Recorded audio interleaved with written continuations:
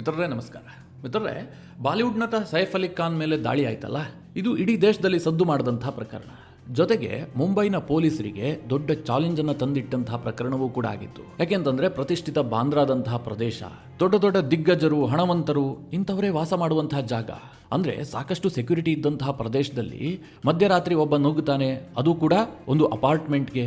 ಸದ್ಗುರು ಶರಣ್ ಅನ್ನುವಂತಹ ಅಪಾರ್ಟ್ಮೆಂಟ್ನಲ್ಲಿ ಸೈಫ್ ಅಲಿ ಖಾನ್ ವಾಸ ಮಾಡ್ತಾ ಇರ್ತಾರೆ. ಮಧ್ಯರಾತ್ರಿ ಆ ಅಪಾರ್ಟ್ಮೆಂಟ್ಗೆ ರಾಜಾರೋಷವಾಗಿ ನುಗ್ಗಿ ಸೈಫ್ ಅಲಿ ಖಾನ್ ಮೇಲೆ 6 ಬಾರಿ ಚಾಕು ಇರಿತಾನೆ.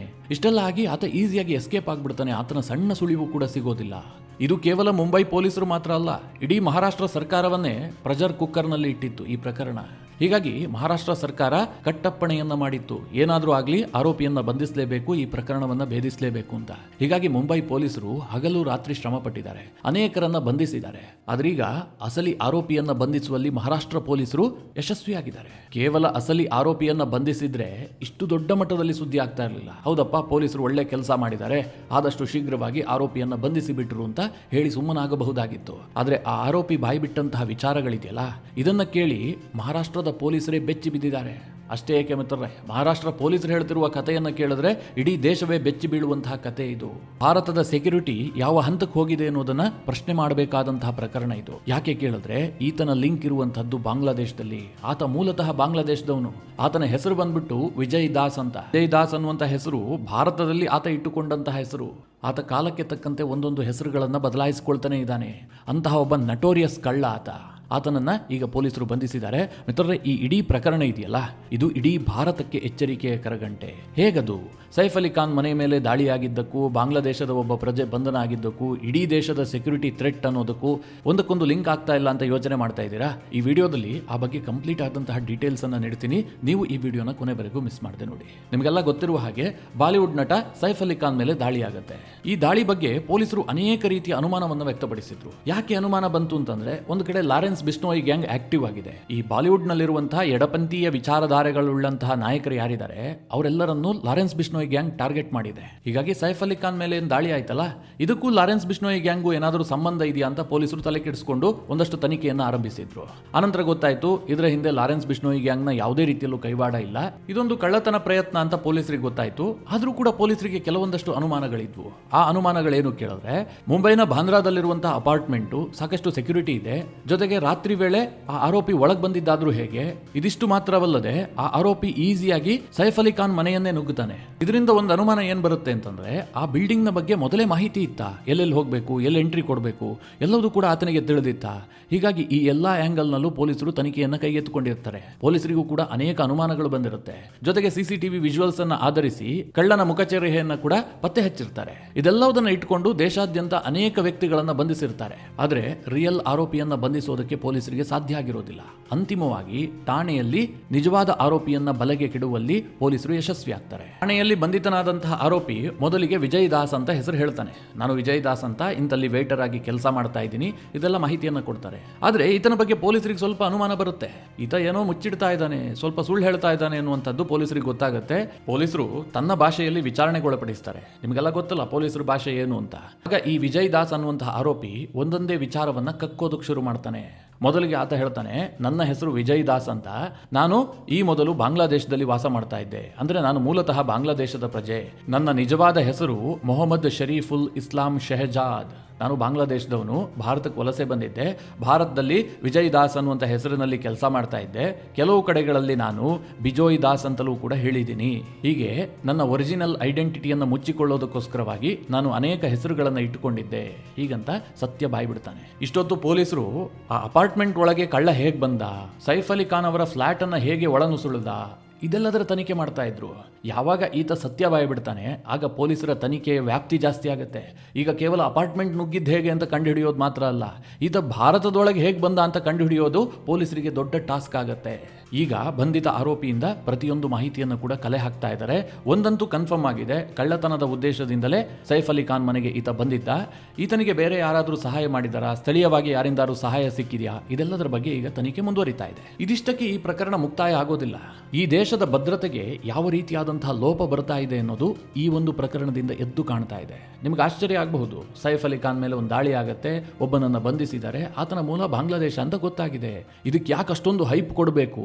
ಇಂತಹ 140 ಕೋಟಿ ಜನರಿರುವಂತಹ ಭಾರತದಲ್ಲಿ ಇಂತಹ ಒಂದೊಂದು ಪ್ರಕರಣಗಳು ನಡೀತಾ ಇರಬಹುದು ಅಂತ ಕೆಲವರು ಮಾತನಾಡುವವರು ಇದ್ದಾರೆ. ಮಿತ್ರರೇ, ಅಷ್ಟು ಸುಲಭಕ್ಕೆ ಈ ಪ್ರಕರಣವನ್ನು ಸ್ವೀಕರಿಸುವಂತಿಲ್ಲ.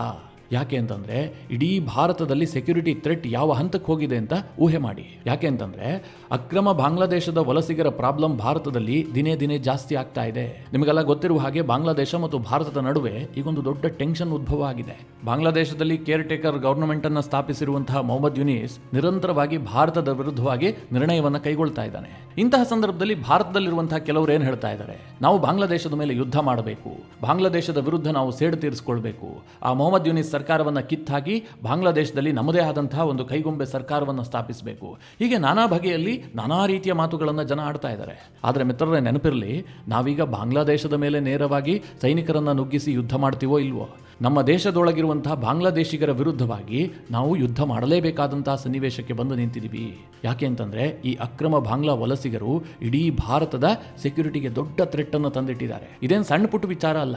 ನಿಮಗೊಂದಷ್ಟು ಮಾಹಿತಿಯನ್ನು ಕೊಡ್ತೀನಿ. ಎಷ್ಟು ಜನ ಇದ್ದಾರೆ, ಇವರು ಮುಂದೆ ಯಾವ ರೂಪದಲ್ಲಿ ಭಾರತಕ್ಕೆ ಅತಿ ದೊಡ್ಡ ಸಮಸ್ಯೆಯನ್ನು ತಂದಿಡಬಹುದು, ಇದೆಲ್ಲವೂ ಕೂಡ ನಿಮಗೆ ಅರ್ಥ ಆಗ್ತಾ ಹೋಗುತ್ತೆ. 2016ರಲ್ಲಿ ಆಗಿನ ಭಾರತದ ಗೃಹ ಖಾತೆಯ ರಾಜ್ಯ ಸಚಿವರಾಗಿರುವಂತಹ ಕಿರಣ್ ರಿಜಿಜು ಲೋಕಸಭೆಗೆ ಒಂದು ಮಾಹಿತಿ ಕೊಡ್ತಾರೆ. ಭಾರತದಲ್ಲಿ ಸರಿಸುಮಾರು 2 ಕೋಟಿಯಷ್ಟು ಮಂದಿ ಅಕ್ರಮ ಬಾಂಗ್ಲಾ ವಲಸಿಗರಿದ್ದಾರೆ, ಅವರು ಈಗಲೂ ಕೂಡ ಭಾರತದೊಳಗಿದ್ದಾರೆ. ಹೀಗಂತ ಭಾರತದ ಆಗಿನ ಗೃಹ ಖಾತೆಯ ರಾಜ್ಯ ಸಚಿವರಾಗಿರುವಂತಹ ಕಿರಣ್ ರಿಜಿಜು ಮಾಹಿತಿ ಕೊಡ್ತಾರೆ. ಯೋಚನೆ ಮಾಡಿ, 2 ಕೋಟಿ ಅಕ್ರಮ ಬಾಂಗ್ಲಾ ವಲಸಿಗರು, ಯಾವ ಪರಿಸ್ಥಿತಿ ಇದೆ ಭಾರತದಲ್ಲಿ ಅಂತ. ಇದನ್ನ ಅಧಿಕೃತವಾಗಿ ಕೇಂದ್ರ ಸರ್ಕಾರವೇ ಒಪ್ಪಿಕೊಂಡಿದೆ. ಈ ಮಾಹಿತಿಯನ್ನು ಕೊಟ್ಟಿದ್ದು 2016ರಲ್ಲಿ. ಈಗ 2025, ಸರಿಸುಮಾರು 8 ವರ್ಷ ಕಳೆದು ಹೋಗಿದೆ. ಈ 8 ವರ್ಷದ ಅವಧಿಯಲ್ಲಿ ಇನ್ನೆಷ್ಟು ಲಕ್ಷ ಬಾಂಗ್ಲಾದೇಶದ ಅಕ್ರಮ ವಲಸಿಗರು ಭಾರತವನ್ನು ಪ್ರವೇಶ ಮಾಡಿರಬೇಕು. ಈಗಲೂ ಕೂಡ ಬಾಂಗ್ಲಾದೇಶದಲ್ಲಿ ಒಂದು ಅರಾಜಕತೆ ನಿರ್ಮಾಣ ಆಯ್ತಲ್ಲ, ಆ ಸಂದರ್ಭದಲ್ಲೂ ಕೂಡ ಭಾರತದೊಳಗೆ ನುಸುಳೋದಕ್ಕೆ ಅನೇಕರು ಯತ್ನ ಮಾಡ್ತಲೇ ಇದ್ದಾರೆ. ಯಾಕೆಂದ್ರೆ ಬಾಂಗ್ಲಾದೇಶದಲ್ಲಿ ಬದುಕೋದು ಅಷ್ಟು ಈಸಿ ಇಲ್ಲ. ಜನರಿಗೆ ಭಾರತಕ್ಕೆ ಬಂದ್ರೆ ನಾವು ಉತ್ತಮವಾದ ಜೀವನವನ್ನು ಕಟ್ಟಿಕೊಳ್ಳಬಹುದು ಅಂತ ಅನಿಸ್ತಾ ಇದೆ. ಅವರು ಈಸಿಯಾಗಿ ಭಾರತವನ್ನು ಪ್ರವೇಶ ಮಾಡ್ತಾರೆ.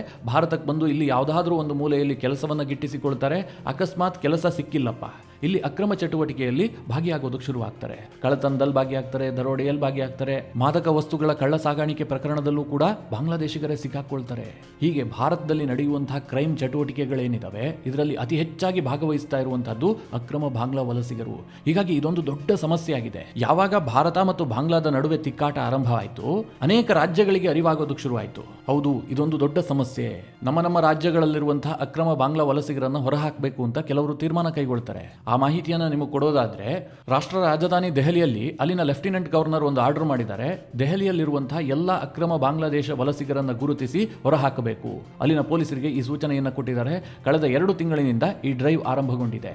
ಈಗಾಗಲೇ ಮಿತ್ರರೇ 1500ಕ್ಕೂ ಹೆಚ್ಚು ಅಕ್ರಮ ಬಾಂಗ್ಲಾದೇಶದ ವಲಸಿಗರನ್ನ ದೆಹಲಿ ಪೊಲೀಸರು ಬಂಧಿಸಿದ್ದಾರೆ, ಅವರನ್ನು ವಶಕ್ಕೆ ಪಡೆದಿದ್ದಾರೆ. ಕೇವಲ 1500 ಅಲ್ಲ, ದೆಹಲಿಯಲ್ಲಿ ಕಂಪ್ಲೀಟ್ ಆಗಿ ಹುಡುಕಿದ್ರೆ ಲಕ್ಷಾಂತರ ಸಂಖ್ಯೆಯಲ್ಲಿ ಅಕ್ರಮ ಬಾಂಗ್ಲಾದೇಶದ ವಲಸಿಗರು ಇರಬಹುದು.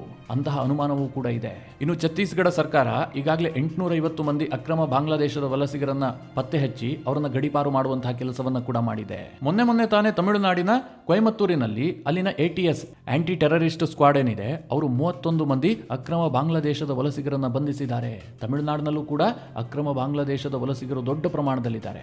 ಅಷ್ಟೇ ಏಕೆ ಮಿತ್ರರೇ, ಕರ್ನಾಟಕದಲ್ಲೂ ಕೂಡ ಡಿಸೆಂಬರ್ನಲ್ಲಿ ಒಟ್ಟು 159 ಅಕ್ರಮ ಬಾಂಗ್ಲಾದೇಶದ ವಲಸಿಗರನ್ನ ಬಂಧಿಸಲಾಗಿದೆ. ಜೊತೆಗೆ 24 ಮಂದಿ ಪಾಕಿಸ್ತಾನದ ಪ್ರಜೆಗಳನ್ನು ಕೂಡ ಕರ್ನಾಟಕದ ಪೊಲೀಸರು ಬಂಧಿಸಿದ್ದಾರೆ.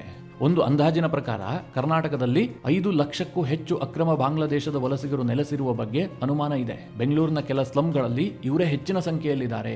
ಈ ಬಗ್ಗೆ ನಮ್ಮ ಮಾಧ್ಯಮಗಳಲ್ಲೂ ಕೂಡ ಅನೇಕ ಬಾರಿ ಸುದ್ದಿ ಪ್ರಕಟಗೊಂಡಿದೆ. ಆದರೆ ನಮ್ಮ ರಾಜ್ಯ ಸರ್ಕಾರಗಳು ಯಾವುದೇ ದೃಢ ನಿರ್ಧಾರವನ್ನ ಮಾಡ್ತಾ ಇಲ್ಲ. ಇವರನ್ನೆಲ್ಲ ಸಾಕಿ ಸಲಹುವಂತಹ ಕೆಲಸವನ್ನ ಕೆಲ ರಾಜ್ಯ ಸರ್ಕಾರಗಳು ಮಾಡ್ತಾ ಇದ್ದಾವೆ. ಮಿತ್ರರೇ, ಇದರಿಂದ ಏನು ಸಮಸ್ಯೆ ಆಗುತ್ತೆ ಅಂತಂದ್ರೆ, ನಾಳೆ ಇಂಟರ್ನಲ್ ಸೆಕ್ಯೂರಿಟಿಗೆ ದೊಡ್ಡ ಥ್ರೆಟ್ ಎದುರಾಗುತ್ತೆ. ನೀವು ಊಹೆ ಮಾಡೋದಕ್ಕೂ ಸಾಧ್ಯ ಇಲ್ಲ.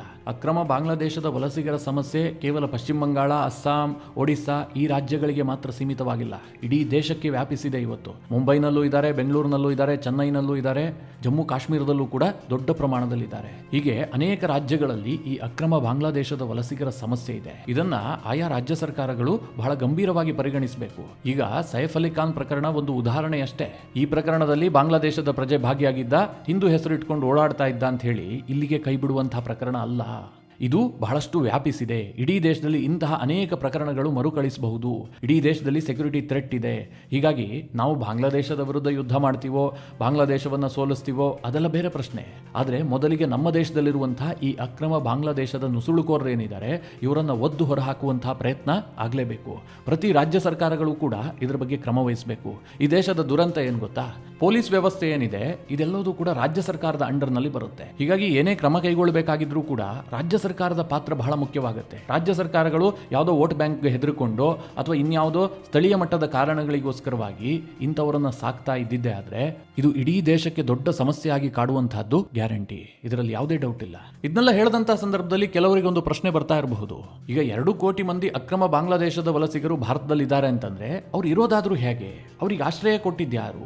ಸ್ಥಳೀಯರ ಸಹಕಾರ ಇಲ್ಲದೆ ಇದೆಲ್ಲ ಸಾಧ್ಯನಾ ಅಂತ ಕೆಲವರಿಗೆ ಪ್ರಶ್ನೆ ಬರ್ತಾ ಇರಬಹುದು. ಮಿತ್ರರೇ, ಇದಕ್ಕೆ ದೊಡ್ಡ ಪ್ರಮಾಣದಲ್ಲಿ ಸ್ಥಳೀಯರ ಸಹಕಾರ ಇರುತ್ತೆ. ಇಲ್ಲಿರುವವರು ಯಾವುದೋ ಧರ್ಮದ ಕಾರಣದಿಂದಲೋ ಅಥವಾ ಇನ್ಯಾವುದೋ ಸೆಂಟಿಮೆಂಟ್ನ ಕಾರಣದಿಂದಾಗಿ ಅವರಿಗೆ ಆಶ್ರಯ ಕೊಟ್ಟಿರ್ತಾರೆ, ಅಥವಾ ಇನ್ಯಾವುದೋ ಲಾಭದ ಉದ್ದೇಶವೂ ಕೂಡ ಇರಬಹುದು. ಅವರಿಂದ ಕೆಲಸ ಮಾಡಿಸ್ಕೊಳ್ತಾ ಇರಬಹುದು. ಹೀಗೆ ಅವರಿಗೆ ಆಶ್ರಯ ಕೊಡುವಂತಹ ಕೆಲಸವನ್ನ ನಮ್ಮ ಜನರೇ ಮಾಡ್ತಾರೆ. ನೀವು ಸೂಕ್ಷ್ಮವಾಗಿ ಗಮನಿಸಿದ್ರೆ ಈ ವಿಚಾರ ನಿಮಗೆ ಗೊತ್ತಾಗುತ್ತೆ. ಸಿಎಎ ಕಾನೂನು ಜಾರಿಗೆ ಬಂದಂತಹ ಸಂದರ್ಭದಲ್ಲಿ ಎನ್ಆರ್ಸಿ ವಿಚಾರವೂ ಕೂಡ ಚರ್ಚೆ ಆಯಿತು. ಕೇಂದ್ರ ಸರ್ಕಾರ ಎನ್ಆರ್ಸಿಯನ್ನು ಜಾರಿಗೊಳಿಸೋದಕ್ಕೆ ಹೊರಟಿದೆ. ಆಗ ಕೆಲವರು ಬೀದಿಗಿಳಿದು ದೊಡ್ಡ ಮಟ್ಟದಲ್ಲಿ ಪ್ರತಿಭಟನೆ ಮಾಡಿದ್ರು. ಯಾಕೋಸ್ಕರವಾಗಿ? ಒಂದು ವೇಳೆ ಈ ದೇಶದಲ್ಲಿ ಎನ್ಆರ್ಸಿ ಜಾರಿ ಆಗಿದ್ದೇ ಆದರೆ ಈ ಅಕ್ರಮ ಬಾಂಗ್ಲಾದೇಶದ ವಲಸಿಗರಿರಬಹುದು ಅಥವಾ ಪಾಕಿಸ್ತಾನದಿಂದ ಅಕ್ರಮವಾಗಿ ಬಂದು ಭಾರತದಲ್ಲಿ ನೆಲೆಸಿರುವಂಥವ್ರು ಇರಬಹುದು, ಇವರೆಲ್ಲರ ಬಂಡವಾಳ ಬಯಲಾಗುತ್ತೆ. ಇವರೆಲ್ಲರೂ ಕೂಡ ದೇಶ ಬಿಟ್ಟು ಹೋಗಬೇಕಾದಂತಹ ಸನ್ನಿವೇಶ ಬರುತ್ತೆ. ಹಾಗಾಗಬಾರದು ಅಂತ ನಮ್ಮ ದೇಶದಲ್ಲಿರುವಂತಹ ಕೆಲ ಮಂದಿಯೇ ಬೀದಿಗಿಳಿದು ಪ್ರತಿಭಟನೆ ಮಾಡಿದ್ರು. ಇದರ ಅರ್ಥ ಏನು ಕೇಳಿದ್ರೆ, ಈ ಅಕ್ರಮ ವಲಸಿಗರಿಗೆ ಕೆಲ ಭಾರತೀಯರೇ ಬೆಂಗಾವಲಾಗಿ ನಿಂತ್ಕೊಂಡಿದ್ದಾರೆ. ಅವರನ್ನ ಪೋಷಿಸುವಂತಹ ಕೆಲಸವನ್ನ ಮಾಡ್ತಾ ಇದ್ದಾರೆ. ಇಲ್ಲಿ ರಾಜಕೀಯ ಪ್ರಭಾವವೂ ಕೂಡ ಇದೆ, ಇನ್ನೊಂದು ಕಡೆ ಧಾರ್ಮಿಕ ಪ್ರಭಾವವೂ ಕೂಡ ಇದೆ. ಈ 2 ವಿಚಾರಗಳು ಪ್ರಮುಖವಾಗಿ ಈ ಅಕ್ರಮ ಬಾಂಗ್ಲಾದೇಶದ ವಲಸಿಗರನ್ನ ಭಾರತದಲ್ಲಿ ಸಾಕಿ ಸಲಹುತ್ತಾ ಇದೆ. ಮಿತ್ರರೇ, ಈ ವಿಚಾರವಾಗಿ ನೀವೇನು ಹೇಳ್ತೀರಿ? ನಿಮ್ಮ ಅನಿಸಿಕೆ ಅಭಿಪ್ರಾಯವನ್ನ ಕಮೆಂಟ್ ಮಾಡುವ ಮೂಲಕ ನಮಗೆ ತಿಳಿಸಿ. ಹಾಗೆ ನಿಮಗೆ ಈ ವಿಡಿಯೋ ಇಷ್ಟವಾದರೆ ಲೈಕ್ ಮಾಡಿ. ಜೊತೆಗೆ ನೀವಿನ್ನೂ ನಿಮ್ಮ ನೆಚ್ಚಿನ ಸಂಸ್ಕಾರ ಸೌರಭ ಯೂಟ್ಯೂಬ್ ಚಾನಲ್ನ ಸಬ್ಸ್ಕ್ರೈಬ್ ಮಾಡಿಲ್ಲ ಅಂತಾದರೆ ಈ ಕೂಡಲೇ ಸಬ್ಸ್ಕ್ರೈಬ್ ಮಾಡಿ. ಮುಂದಿನ ಎಲ್ಲ ಅಪ್ಡೇಟ್ಗಳ ನೋಟಿಫಿಕೇಶನ್ಗಾಗಿ ಬೆಲ್ ಐಕಾನ್ ಒತ್ತಿ.